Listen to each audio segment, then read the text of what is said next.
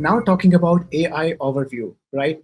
Because of the introduction, we see all our blue links, right, which we love, right? They're pushed further down, which means they have also affected the CTR, which everyone cares about. Because once you get user on your website, right, then only you can convert them into the dollar value that you're looking for. So yeah, I would love to hear from you. Like, what's your take on that? How it's affecting your organic CTR. It doesn't really exist. I mean, hardly AI overviews has been so pulled back that I don't think anyone's really seen the impact of it. So I was very nervous that AI overviews would be a dramatic impact to CTR in general if it was all over. And if it was all over, there would be a dramatic impact to CTR because it's taking up the entire top of the fold. And on mobile, it's so much of the screen, or it's almost all of the screen. But Google's pulled back on it significantly because they don't need it. So my thought when Google said they were launching was that Google was going to say they were launching it. They were going to tell the world they launched the same thing as everyone else has. And then they were going to do whatever they wanted, because Wall Street doesn't Google. They send their VAs to go Google, or their family to go Google things for them. They don't Google themselves. So as far as they know, Google launched AI, and Google's an AI company, and they can keep investing in Google. However, Google could pull this thing back and still say they have an AI product, and that's what they did, because it wasn't a very good product. I'm surprised that Google was surprised that people were loading it up with things about like how to jump off the Golden Gate Bridge and put glue on pizza. Like, they should have known better that that's exactly what happens. And I've talked to Googlers, and they all told me they were surprised, which makes me doubt their abilities to understand users in general. But I think that's what we're going to see with Google. We're going to see this thing on the back burner, and the next time that anyone launches anything, whether if Apple comes out with LLM, says, hey, we have an LLM, and LLM's going on everything, I think Google is going to say, here, AI overviews is coming back. In the meantime, I don't think there's any impact to search results unless you're in e-commerce, because the entire e-commerce layout has changed. Or if you're an affiliate, I think affiliates have been completely screwed by all the things that have happened with helpful content and AI overviews and search layouts. But generally, I'm not seeing any impact. But I'm curious to see what Mike and Kevin have to say. Yeah, I mean, there's no way for us to definitively know what the impact is, because we have no way to truly measure it, right? Like, it doesn't, they say the data is already in GSC, but there's no way to tease it out. So there's really no way to know what the impact is.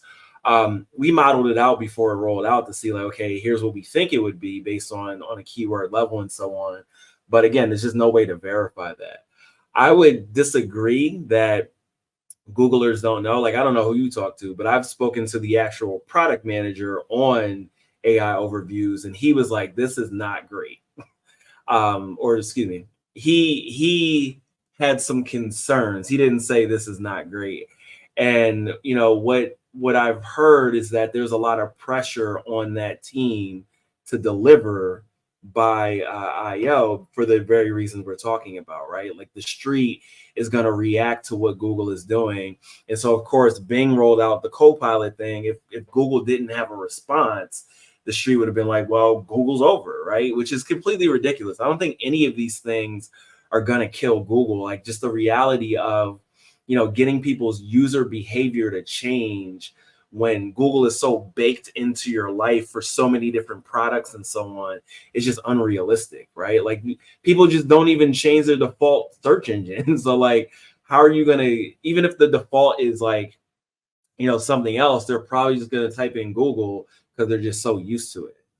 So, I don't think we know what the impact is. I think that the reality is that Google wasn't chasing Bing. Like, they had the technology before. They just probably didn't think it was good enough. And then Bing made this big stink about it, which then they had a comedy of errors from Google came with the rollout that they did around some other products. And so they had to react accordingly, because otherwise they were just going to have a hit to their stock price. Yeah. I think there's some ways to maybe not know the exact impact of AIOs, but approximate it. We can monitor AIOs, maybe not perfectly, but to some degree, and then see how click-through rate and clicks to pages ranking for exactly that query change over time. I did this for a couple of clients. I noticed that there is a decrease in click-through rate in some cases. And I think what's important to keep in mind in this conversation is the context of different intents here, right? So if you have a very shallow question like how many days are in July, right? That's there's no need to click to a website, and it hasn't been even before AIOs, right? So this is one example.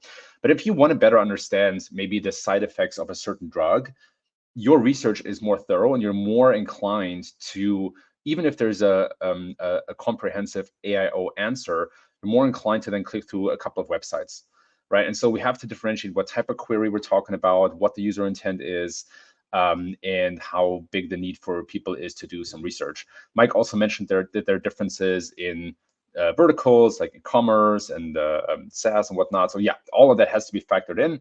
And then we can make a better statement about impact and how websites should react to that. So in some cases, I saw a decrease in click-through rate. In other cases, it was nils. Again, just to say how important that context is. Now, just to comment on another talking track here, I do think it was a poor reaction of Google to react to Bing at all, right? They basically let somebody else dictate the game who has not a big share of the market here. And so I think the way that Google handled anything about AI and search is just generally, it's just cursed, right? Very poor decision making. What's interesting is that I also noticed in my data that after the backlash that Google experienced at the end of May, which Eli outlined, they pulled AIOs back, between 50 and 66% across. Anyway, they toned it down by a lot, right? And now it's slowly creeping back up again. And I subjectively, I don't have a lot of data around this, but I've personally noticed the answers to be getting a lot better. But it seems that they're slowly trying to kind of to turn that up again. And I think it goes back to this point that I made earlier, which is that I do think, and again, I don't know this for a fact, but it seems that people do use LLMs in some cases for search. I have a story that Google notices that in their data as well, and they're trying to get ahead of the game as much as possible. It also seems that these device level LLM features or chatbot features or answers are going to be much more impactful to Google than what Bing does, right? So if I was Google, I'd be much more afraid of Apple giving answers directly on the device level than Bing or ChatGPT having something on the browser level.